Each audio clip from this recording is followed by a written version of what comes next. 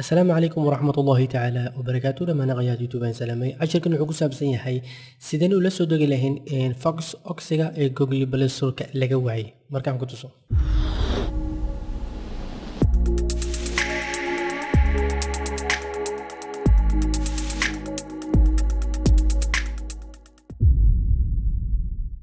marka sida u soo degsatid waxaan isticmaalaynaa marka hore Google Play Store ayaan search ku sameeynaa kadibna Google Play Store ma ka helaysid sababtoo ah waa laga saaray in laga soo downloadayso waa laga mamnuucay kadib intii kala soo degaysaa waxaan ka tagaynaa App Store-ka oo casharada hoose description ayaa ka helaysaa App Store-kaas ayaad ku dhufanaysaa marka la soo degtid videoga hore ayaa daawanaysaa kadib installation ayaa leedahay Fox Oxy marka search ku samaysid kadib install ayuu sameeyaa sidii waqtiga noogu soo yaraado